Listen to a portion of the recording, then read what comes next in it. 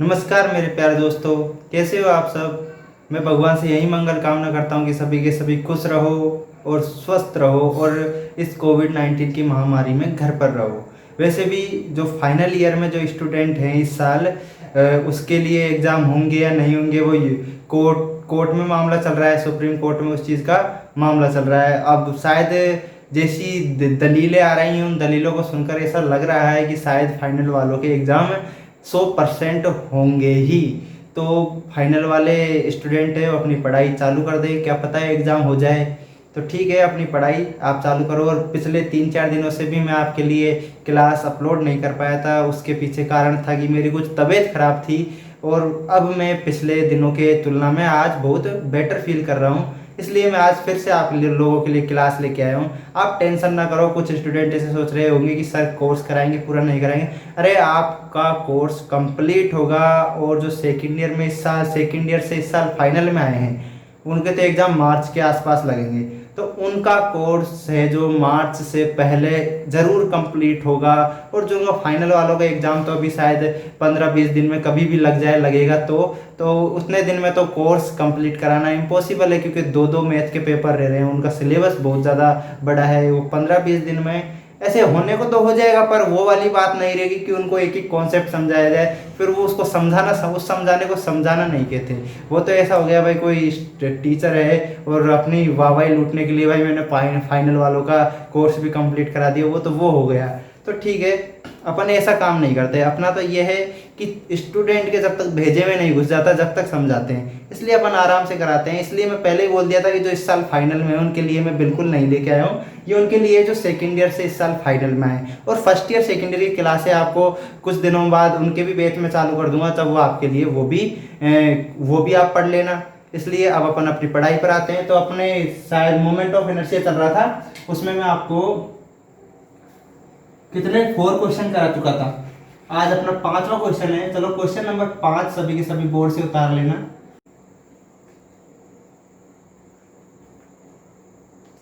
जल्दी से नोट कर लो सभी के सभी स्टूडेंट क्वेश्चन को। ठीक है, मैं समझा भी देता हूँ क्वेश्चन को। इस क्वेश्चन में अपन को पहली बात तो जड़त्व गुणनफल पूछ रहा है, मतलब प्रोडक्ट ऑफ इनर्शिया पूछ रहा है क्वेश्चन में। तो अपन मोमेंट ऑफ इनर्शिया निकाल रहे थे काफी क्वेश्चनों से, तो इसमें अपन ने प्रोडक्ट ऑफ इनर्शिया पूछ लिया। और मैंने जब आपको बेसिक बताया था फर्स्ट क्लास में ही बताया था प्रोडक्ट ऑफ इनर्शिया कैसे फाइंड करते हैं किसी भी आकृति का या फिर किसी भी पॉइंट का।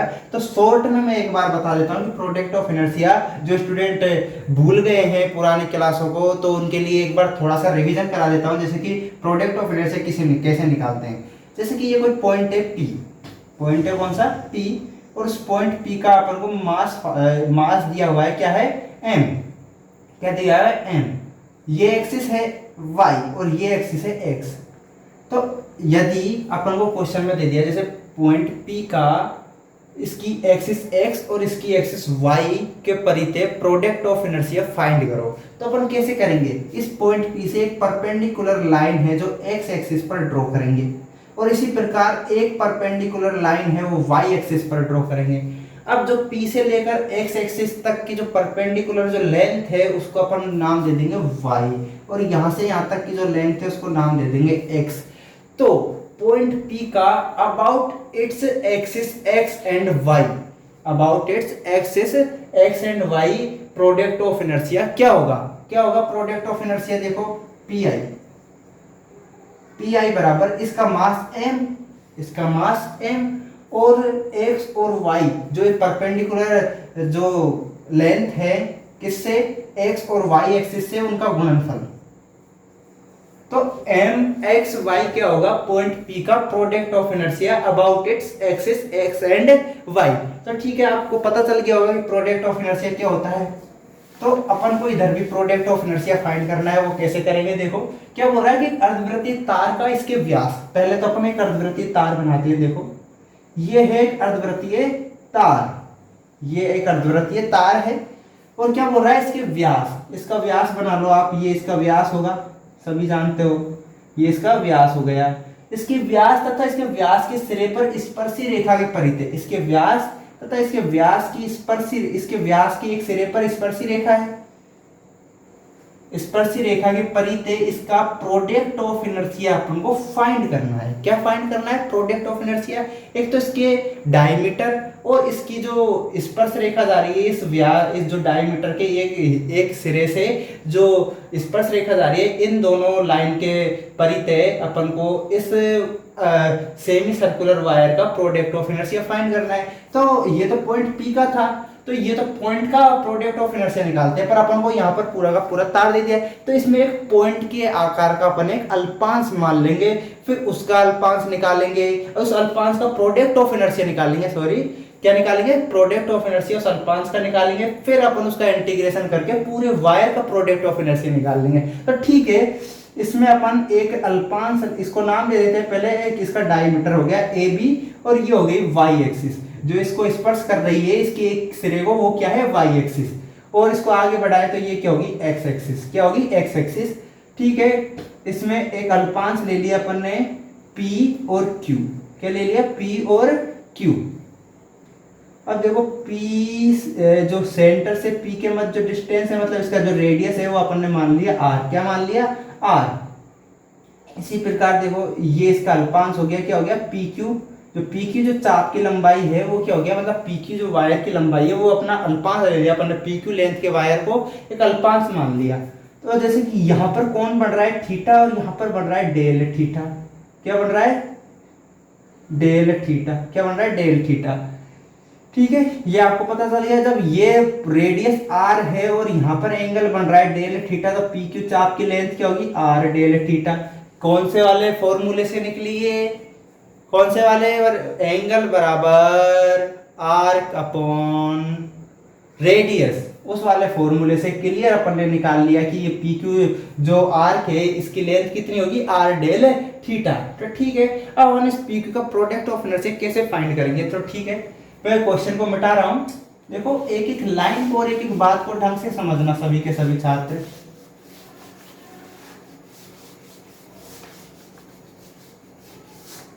अपने पास पूरा वायर कितने, इसको यहाँ पर एक पॉइंट और दे दो ACB। पूरा वायर जो सेमी सर्कुलर वायर दिया है वो क्या है? ACB। अब आप यहाँ पर मानो टोटल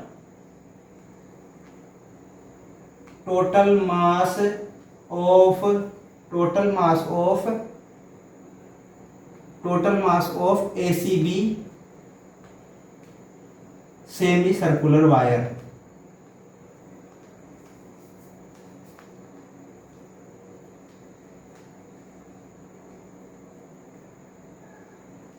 ये अपन ने माना। क्या करा है? ये माना है। तो जो हिंदी मीडियम वाले हैं वो लिखना ACB अर्धवृत्तीय तार का कुल मास कितना होगा? M। ये अपन ने मान लिया। अब जब M क्या है? इस पूरे वायर का मास है ACB का, तो इकाई लंबाई के वायर का मास क्या होगा? अब देखो इकाई लंबाई का वायर का मास निकालने के लिए अपन क्या करते हैं? अब तक अपन ने जो इकाई मास निकाला है, चाहे वो डिस्क हो चाहे वो स्पेयर हो, जिसमें भी निकाला है उसमें अपन ने क्या किया है? मास में भाग दिया है लंबाई का, वॉल्यूम का और एरिया का। तो ये आकृति पर निर्भर करता है कि अपन को लेंथ का भाग देना है या वॉल्यूम का भाग देना है या एरिया का भाग देना है। यदि किसी आकृति का वॉल्यूम निकलता है तो अपन वॉल्यूम का भाग देंगे, यदि किसी आकृति का एरिया निकलता है तो अपन एरिया का भाग देंगे, यदि किसी आकृति लेंथ से रिलेटेड है तो अपन लेंथ का भाग देंगे। जैसे कि ये तो एक वायर है, तो वायर की तो सिंपल सी बात है, लेंथ निकलेगी। और इसमें सेमी सर्कुलर वायर है तो एक पूरे एक वृत्त बना लेगी। अगर ये पूरा वायर होता तो वृत्त बनाता, तो वृत्त की जो परिधि होती है वो क्या होती है? 2 पाई r। क्या होती है? 2 पाई r। पर ये तो सेमी सर्कुलर वायर है तो इसकी लंबाई कितनी होगी? पाई r। कितनी होगी? पाई r। इसलिए जो ये सेमी सर्कुलर वायर है इसकी इकाई लंबाई का मास कितना हो जाएगा? देखो, mass of unit length M upon pi r। यदि अपन ने कुल द्रव्यमान में यदि टोटल मास में अपन ने पूरे वायर, जो पूरे वायर का जो लेंथ है उसका भाग दे दिया, तो अपने पास इकाई लेंथ के वायर का जो मास है वो निकल के आ गया m/πr। अब देखो आगे चलो, अपन आगे देखो क्या करते हैं, अपन pq लेंथ का जो वायर है उसका क्या निकाल लेते हैं, मास निकाल लेते हैं। अब देखिएगा, मास ऑफ पार्टिकल pq, जो हिंदी मीडियम वाले हैं वो लिखना अल्पांश pq का द्रव्यमान बराबर m/πr। जब इकाई लंबाई का मास इतना है तो r डेल थीटा लंबाई का मास कितना होगा, मल्टीप्लाई कर देंगे r डेल थीटा को, क्या आ गया m/πr into r del theta. अब क्या करेंगे अपन, इस अल्पांश pq का प्रोडक्ट ऑफ इनर्शिया निकालते हैं, उसके बाद उसका इंटीग्रेशन करके और उस पर लिमिट लगाकर अपन पूरा सेमी सर्कुलर वायर का प्रोडक्ट ऑफ इनर्शिया निकाल लेंगे। तो ठीक है, आगे चलो थोड़ा सा, product of inertia of particle pq about its diameter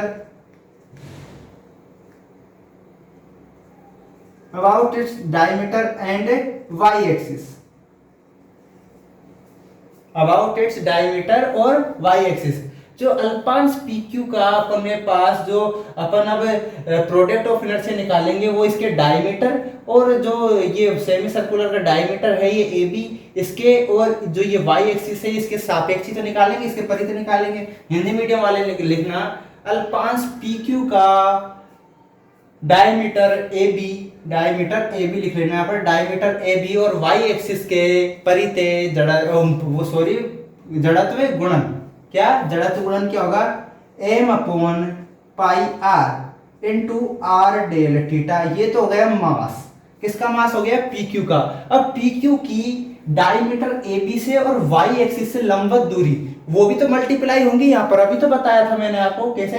अब यहाँ से जो डायमीटर है इसका ab की इस अल्पांश pq से लंबवत दूरी ये होगी, क्या होगी, ये होगी। अब इस दूरी को कैसे निकालेंगे, आप देखो ये एक ट्राइंगल बन गया और ये कौन सा ट्राइंगल बन गया, समकोण ट्राइंगल बन गया, समकोण त्रिभुज बन गया अपने पास। और समकोण त्रिभुज में जो लंब है वो कैसे निकालते हैं, यदि अपने पास r, जो ये कर्ण तो दिया हुआ है r, और थीटा अपने पास कोण दिया हुआ है, तो ये क्या हो गया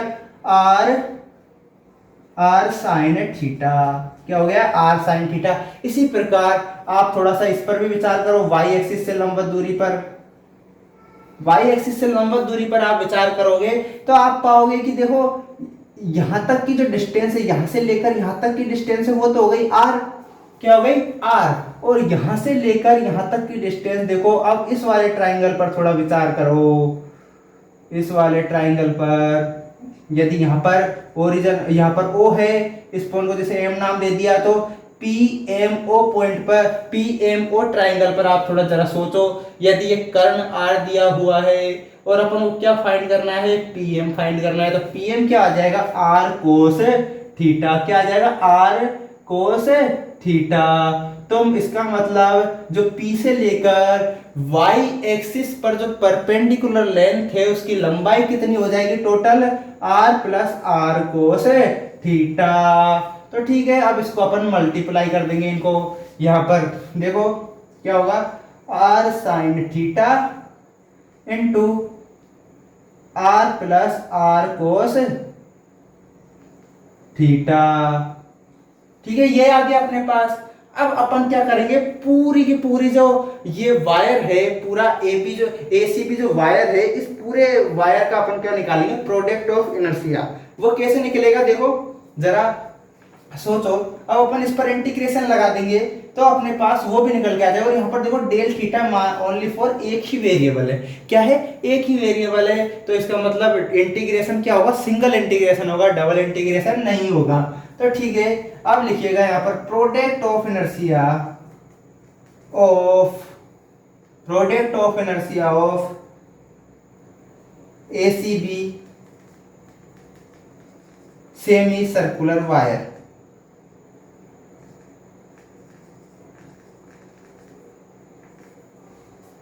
एसीबी अर्धवृत्तीय वायर का जड़त्व गुणन, हिंदी मीडियम वाले लिख लो, तो ठीक है, अपन इधर क्या लगा देंगे, इंटीग्रेशन। अब इंटीग्रेशन किसका लगाना है, अपन थीटा की लिमिट लगानी है। यदि आप देखो, यदि अपन ने अल्पांश वो पी क्यू इस जगह पर ले लिया तो थीटा कितना बनेगा, 0 डिग्री बनेगा। किसके साथ, एक्स एक्सिस के साथ। जो पी जो लाइन है वो कितना कोण बनाएगी, 0 डिग्री। यदि यही अल्पांश अपन ने इस जगह पर ले लिया तो थीटा कितना बनेगा, पाई।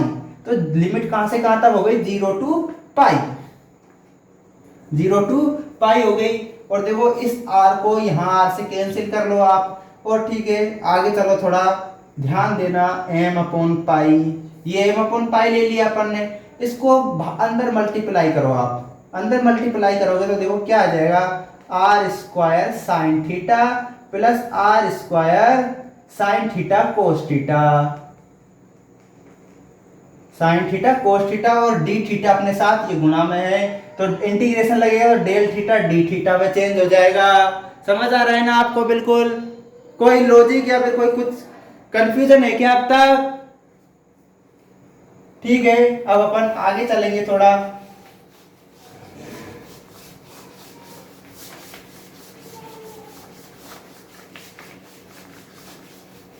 देखो अब नॉर्मल इंटीग्रेशन रह गया है क्वेश्चन में, बस वही इंटीग्रेशन अपन को करना है। देखो इधर से आर स्क्वायर कॉमन आ रहा है, इसको कॉमन ले लो, बाहर आएगा तो ये क्या हो जाएगा, एम आर स्क्वायर अपॉन पाई।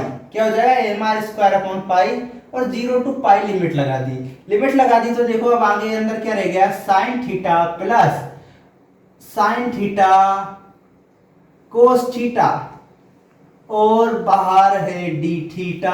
समझ आ रहा है ना बिल्कुल? यहां तक कोई डाउट नहीं होगा मेरे मानने में, ठीक है? क्योंकि मैं इतने अच्छे तरीके से समझा के चलता हूं कि स्टूडेंट के दिमाग में कोई कंफ्यूजन नहीं रह जाए। अगर कंफ्यूजन फिर भी रह जाता है तो आप कमेंट में बोल दो, मैं अगले वीडियो में वो कंफ्यूजन तुरंत दूर कर दूंगा आपका, ठीक है?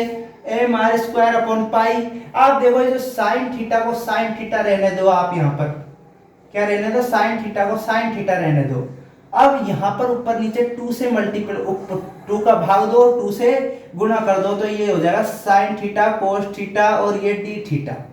आ गया ना समझ? अब मैं पूरे इसको मिटा देता हूँ नीचे से पूरे को, क्योंकि अब ना तो अपने पास इस चित्र का कोई काम है, अब अपने पास नॉर्मल कैलकुलेशन है, वही अपन को करनी है। जरा ध्यान से लीजिए, देखो सवाल को, M R square upon pi, ये 0 टू पाई, सॉरी अब हम इसका इंटीग्रेशन ही कर देते हैं, पर इंटीग्रेशन थोड़ा सा एक अगली स्टेप में करेंगे इसका, ठीक है? ये हो गया साइन थीटा प्लस ये जो 2 साइन थीटा कोस थीटा, इसको अपन क्या लिख सकते हैं, साइन 2 थीटा लिख सकते हैं। तो ये क्या हो जाएगा, साइन 2 थीटा अपॉन 2, और ये डी थीटा, ठीक है? डी थीटा आ गया। अब थोड़ा आगे और चलो क्वेश्चन में, अब अपन इसका इंटीग्रेशन कर देते हैं, M R square upon pi. Integration करोगे तो साइन थीटा का क्या होता है, माइनस कोस थीटा। क्या होता है, माइनस कोस थीटा। और इसी प्रकार साइन 2 थीटा का होगा माइनस कोस 2 थीटा अपॉन, और 2 आएगा नीचे में तो 4 हो जाएगा, और लिमिट लग जाएगी 0 टू पाई। यहां तक कोई डाउट नहीं होगा मेरे मानने में। तो फिर भी डाउट रह जाता है तो कमेंट में लिखो, ठीक है? अब देखो बराबर M R square upon pi, M R square upon pi. अब देखो थीटा की जगह अपन लिमिट रख लेते हैं। देखो लिमिट रखो, क्या हो जाएगा, कोस pi minus cos 2 pi upon 4।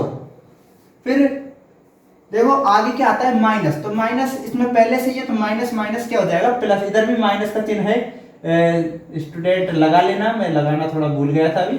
Minus, तो ये माइनस माइनस क्या हो जाएगा, प्लस। तो इधर क्या आ जाएगा, कोस 0, क्या आ जाएगा, कोस 0, और ये भी प्लस हो जाएगा। तो ठीक है, क्या आ जाएगा, इधर भी प्लस कोस 0 अपॉन 4, ठीक है? अब ये कोष्टक बंद। अब देखो थोड़ा आगे और चलो क्वेश्चन में, M R square upon pi. अब देखो कोस पाई का मान क्या होता है, जरा सोच के देखो क्या होता है। कोस पाई का मान होता है -1, तो कोस पाई का -1, तो ये माइनस माइनस प्लस 1 हो जाएगा, ठीक है? +1 हो गया। कोस 2 पाई, ये -1 होता है, तो कोस 2 पाई का मान क्या हो जाएगा, +1, तो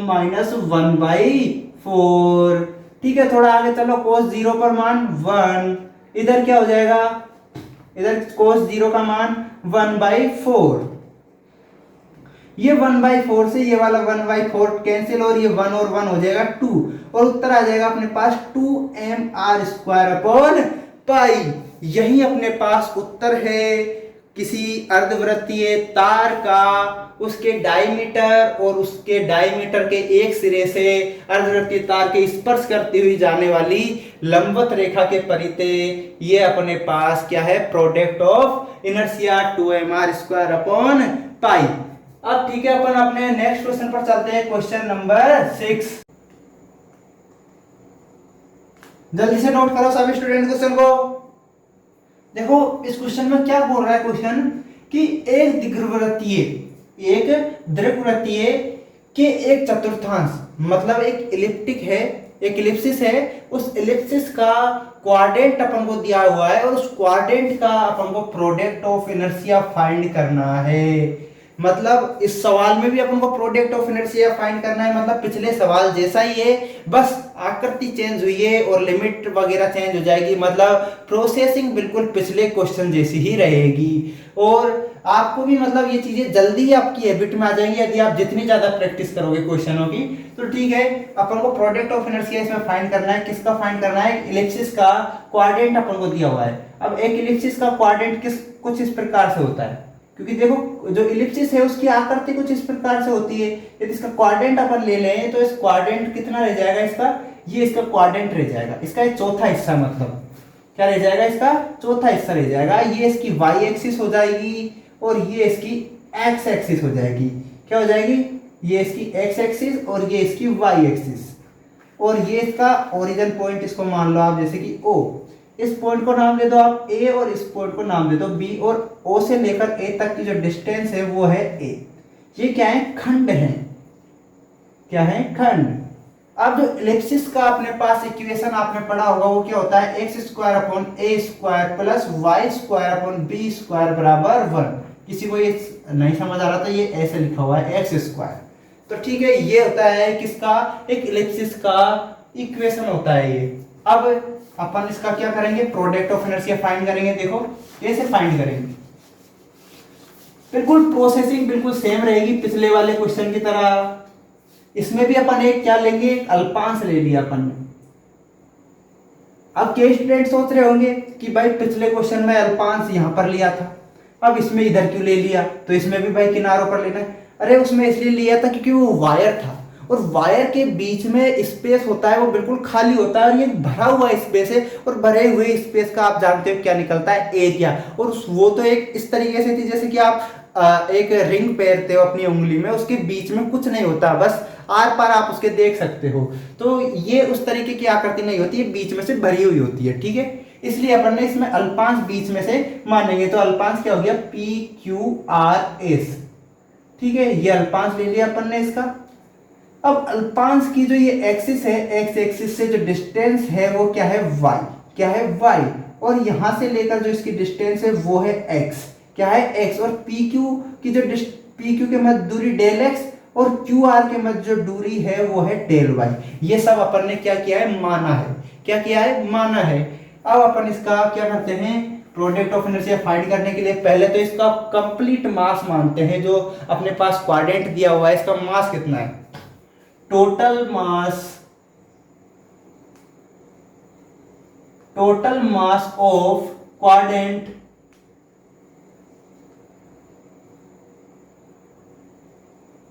क्वाड्रेंट इलिप्सिस। क्या मान लिया अपन ने? m। ये अपन ने क्या किया है? मानी हुई राशि है अपने द्वारा। इस क्वाड्रेंट इलिप्सिस है, इस क्वाड्रेंट इलिप्सिस का अपने पास जो मास है वो क्या मान लिया अपन ने? m। अब इकाई क्षेत्रफल का मास कितना होगा? Mass of unit area m/। अब मैं जब आपको इसके आर्टिकल करा रहा था, किसके? इस मोमेंट ऑफ इनर्शिया में मैंने आपको लगभग 9 आर्टिकल कराया। 9 आर्टिकल में एक इलिप्सिस का भी आर्टिकल था जिसमें अपन ने इलिप्सिस का मोमेंट ऑफ इनर्शिया निकाला था। उसमें आपको मैंने इलिप्सिस का क्षेत्रफल बताया था, क्या होता है? पाई AB। पर ये क्या है, इलिप्सिस का चौथा हिस्सा, तो इसका क्षेत्रफल कितना हो जाएगा, पाई ए बी अपॉन 4। तो अपन इस पूरे मास में इसके एरिया का भाग देंगे तो अपने पास क्या निकल के आ जाएगा, unit area of mass of unit area. अब अपने पास इकाई क्षेत्रफल का मास क्या निकल के आ गया, अब देखो ये बटे में 4 है तो ये कहां चला जाएगा, ऊपर चला जाएगा, क्या निकल के आ गया 4m upon pi A B. जो हिंदी मीडियम वाले हैं वो लिखना पहले, चतुर्थांश दीर्घवृत्त का कुल मास बराबर m, इकाई क्षेत्रफल का मास बराबर 4m upon pi A B. अब देखो आगे चलो, अब अपने पास इसका अल्पांश थोड़ी इकाई क्षेत्रफल का मास ये है, तो अल्पांश पी क्यू आर एस का क्षेत्रफल कितना होगा, सॉरी अल्पांश पी क्यू आर एस क्षेत्रफल का मास कितना होगा, ये अपन को फाइंड करना है। देखो फाइंड करेंगे, ये अब देखो कैसे फाइंड करेंगे, mass of particle P Q R S. जो particle P Q R S है वो देखो एक आयताकार आकृति है, पी क्यू आर एस क्या है, एक आयताकार मतलब रेक्टेंगुलर आकृति है। और रेक्टेंगुलर का क्षेत्रफल क्या होता है, लंबाई गुना चौड़ाई, इसकी लंबाई डेल एक्स, चौड़ाई लंबाई तो डेल वाई और चौड़ाई डेल एक्स दी है, तो इसका क्षेत्रफल क्या हो जाएगा, del x into del Y. अब देखो ये क्या है, इकाई क्षेत्रफल का मास है 4m into pi A B. अब इससे del x into del y अपन ने मल्टीप्लाई कर दिया, तो अपने पास particle P Q R S का मास निकल के आ गया। ठीक है, इसको हिंदी मीडियम वाले लिखना, अल्पांश पी क्यू आर एस का द्रव्यमान बराबर ये। अब देखो आगे चलो, अब इसका अपन मास निकल के आ गया पी क्यू आर एस का product of inertia upon find करते हैं। देखो product of inertia of particle P Q R S about its axis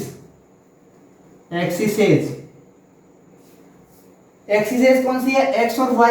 अब x और y के परिधि इसका प्रोडक्ट ऑफ इनर्शिया ज्ञात करना है, तो हिंदी मीडियम वाले इसको लिखना, p अल्पांश पी क्यू आर एस का इसके एक्सिस के परिधि प्रोडक्ट ऑफ, इसके अक्षों के परिधि प्रोडक्ट ऑफ इनर्शिया मतलब जड़त्व गुणन। देखो क्या होगा, 4m upon pi A B into del x into del Y. ये अपने पास हो गया क्या, मास हो गया पी क्यू आर एस का। अब मास इंटू, अब जिसके परिधि अपन प्रोडक्ट ऑफ इनर्शिया याद कर रहे हैं वो क्या है, एक्सिस। तो एक्सिसों से इसकी लंबवत दूरी क्या है, इससे तो x है और इस वाली एक्सिस से इसकी दूरी कितनी है, y। तो अबाउट इट एक्सिस, तो एक्सिसों का गुणनफल x और y क्या है, x और y का गुणनफल, तथा ये क्या हो गया इसका मास। तो एक्सिसों से लंबवत दूरियों का गुणनफल तथा मास का गुणनफल क्या कहलाता है, प्रोडक्ट ऑफ इनर्शिया। अब देखो ये अपने पास प्रोडक्ट ऑफ इनर्शिया आ गया, किसका प्रोडक्ट ऑफ इनर्शिया आ गया, ये पी क्यू आर एस का। अब अपन इस पर इंटीग्रेशन कर देंगे, अब इंटीग्रेशन करेंगे तो अपने पास पूरे क्वाड्रेंट का प्रोडक्ट ऑफ इनर्शिया निकल के आ जाएगा। अब देखिएगा इसमें कितने वेरिएबल है, तो डेल एक्स और डेल वाई, मतलब इंटीग्रेशन होगा कितना, डबल इंटीग्रेशन होगा। देखो कैसे होगा, product of inertia of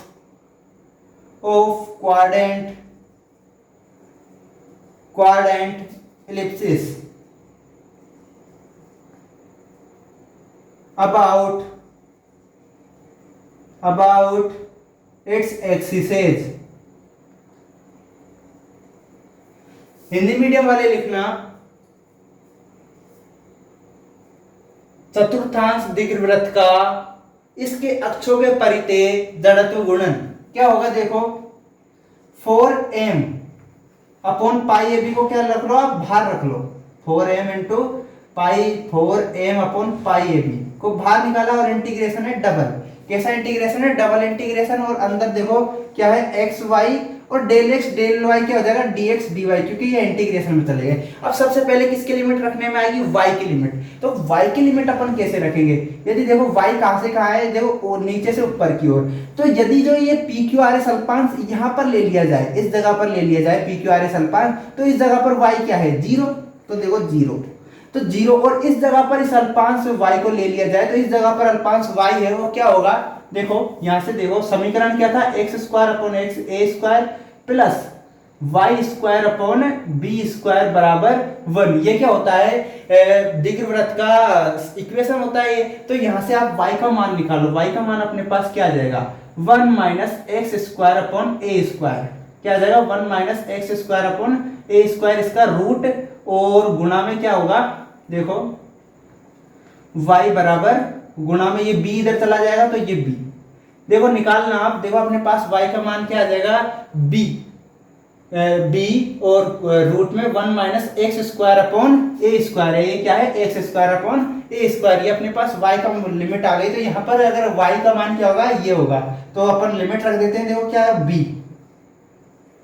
1 minus x square upon a square. अब देखो अब अपन किसकी लिमिट रखेंगे, x की लिमिट। यदि जो अल्पांश है वो इस जगह पर है, अल्पांश पी क्यू आर एस इस जगह पर है, तो y का मान जो x का मान है वो इस जगह पर क्या होगा 0 होगा, ओरिजिन पॉइंट है तो 0, और इस जगह पर है x का, इस जगह पर है अल्पांश पी क्यू आर एस, तो इस जगह पर x का मान क्या होगा a। तो लिमिट कहां से कहां तक हो गई 0 टू a, कहां से कहां तक हो गई 0 टू a। ये अपने पास लिमिट है रख दी है अपन ने। अब अपन इसका क्या करेंगे, मात्र इंटीग्रेशन करेंगे। अब इस सवाल में कुछ नहीं रह गया, मात्र एक कैलकुलेशन रह गई है। ठीक है, अब अपन कैलकुलेशन को समझना सभी छात्र ध्यान से, अपना ध्यान बोर्ड पर रखो, कहीं और मत ले जाओ, अपना ध्यान देखो। ये देखो क्या होता है क्वेश्चन में 4m upon pi A B, ये अपने पास बाहर रखा हुआ है अपन ने। ठीक है, 0 टू a क्या है लिमिट। अपन देखो पहले y का इंटीग्रेशन होगा तो वो अपन कर लेते हैं y स्क्वायर बाई 2, x कहां पर है बाहर है और dx कहां पर है यहां पर, तो 0 और लिमिट रख दो कहां से कहां तक b 1 minus x square upon a square, ये अपने पास लिमिट रखने में आ गई। अब देखो जो नीचे का है इसको भी मिटा देते हैं अपन। देखो आप समझते चलना ढंग से, अब अपन इस लिमिट को रखो ढंग से क्वेश्चन में 4m upon pi A B 0 to a, 0 to a, x को बाहर ही रहने दो, लिमिट रखो। आप देखो 2 को बाहर निकाल लो, ऐसा करो यहां पर निकाल लो आप 2 को, जो 2 है इसको बाहर निकाल लो। देखो क्या आ जाएगा अंदर b square 1 minus A square upon a square, और बाहर क्या है dx, क्या है dx। ये चीज अपने पास क्या है, जब अपन ने लिमिट रखी 0 रखोगे तो वो 0 हो ही जाएगा, और इस 2 से इस 4 को काटो तो ऊपर क्या रह जाएगा ओनली फॉर 2। तो आगे चलो थोड़ा और, 2m upon pi A B, 2m upon pi A B. अब देखो यहां से क्या करोगे आप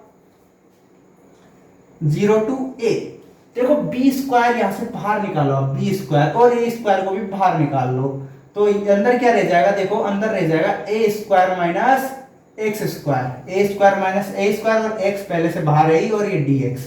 ठीक है, ये आ गया अपने पास। आप देखो थोड़ा आगे और चलो, इसको इधर देखो इस b से ये स्क्वायर कैंसिल हो गया ना। अब देखो आगे क्या आ गया 2m अपॉन, ऊपर b आ जाएगा, नीचे पाई a क्यूब, क्या आ गया पाई a क्यूब। अब देखो 0 टू a लिमिट है, क्या है 0 टू a लिमिट है, और अंदर इस x को मल्टीप्लाई करोगे तो आ जाएगा a square x minus x cube, और dx अपने साथ चल ही रहा है। अब अपन x के सापेक्ष इसका इंटीग्रेशन करेंगे। देखो सभी छात्र ध्यान से अपना ध्यान लगा के देखो क्वेश्चन की तरफ, देखो इंटीग्रेशन करोगे तो देखो क्या होगा 2 ये बराबर 2m b का b है, और पाई a क्यूब।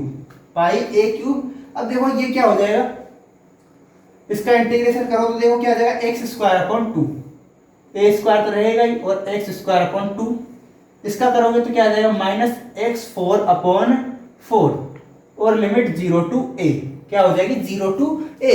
अब थोड़ा सा और, अब इसमें अपन क्या कर देते हैं लिमिट रख देते हैं। देखो क्या आएगा,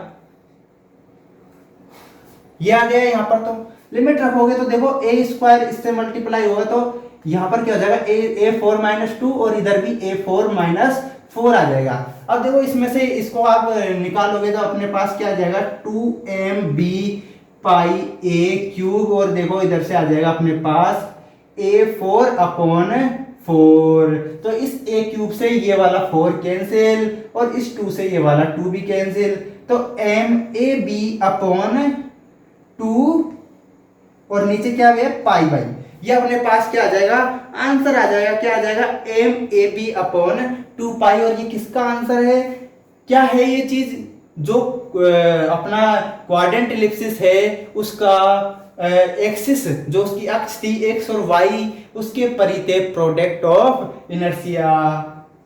ठीक है, आज की क्लास के लिए इतना ही और आगे के क्वेश्चन अपन अगली क्लास में करेंगे। ठीक है, धन्यवाद, मिलते हैं नेक्स्ट क्लास में। और एक बात और, चैनल के बारे में ज्यादा से ज्यादा स्टूडेंटों को बताओ ताकि वो चैनल पर आकर जुड़ सके और अपनी पढ़ाई रेगुलर कर सकें। ये मेरा आपसे निवेदन है। ठीक है, मिलते हैं नेक्स्ट क्लास में।